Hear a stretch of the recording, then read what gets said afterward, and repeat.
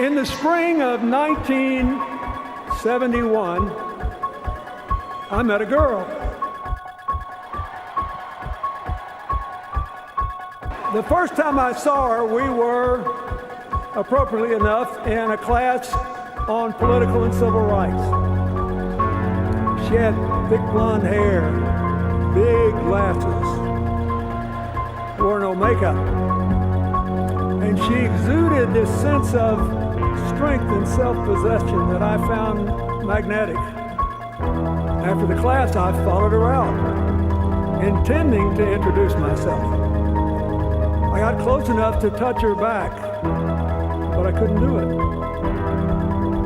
Somehow I knew this would not be just another tap on the shoulder.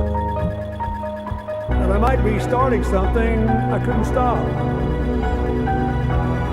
I saw her several more times in the next few days, but I still didn't speak to her. Then one night, I was in the law library talking to a classmate who wanted me to join the Yale Law Journal.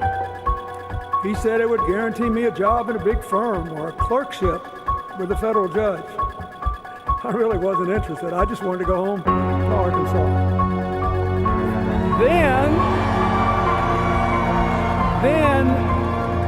I saw the girl again, standing at the opposite end of that long room. Finally, she was staring back at me.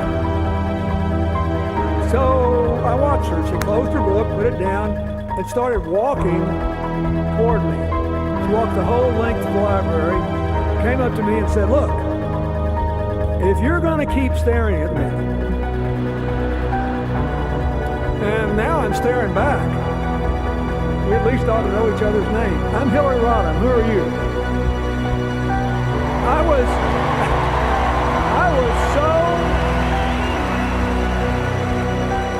so impressed and surprised that, whether you believe it or not, momentarily I was speechless. Finally, I sort of blurted out my name, and we exchanged a few words, and then she went away. Well, I didn't join the law review, but I did leave that library with a whole new goal in mind. A couple days later, I saw her again. I remember she was wearing a long, white, flowery skirt. And I went up to her, and she said she was going to register for classes for the next term. I said I'd go too. And we stood in line and talked. You had to do that to register back then. And I thought I was doing pretty well, till we got to the front of the line, and the registrar looked up and said, "Bill, what are you doing here? You registered this morning." I turned red, and she laughed, that big laugh of hers. And I thought, well, heck, since my cover's been blown, I just went ahead and asked her to take a walk down to the art museum. We've been walking and talking and laughing together ever since.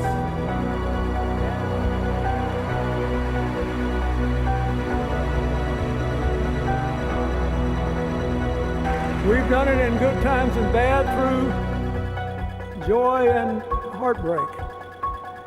We cried together this morning on the news that our good friend, and a lot of your good friend, Mark Weiner, passed away early this morning.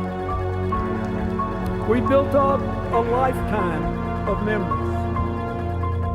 After the first month and that first walk, I actually drove her home to Park Ridge, Illinois, to meet her family and see the town where she grew up. A perfect example of post-World War II middle-class America.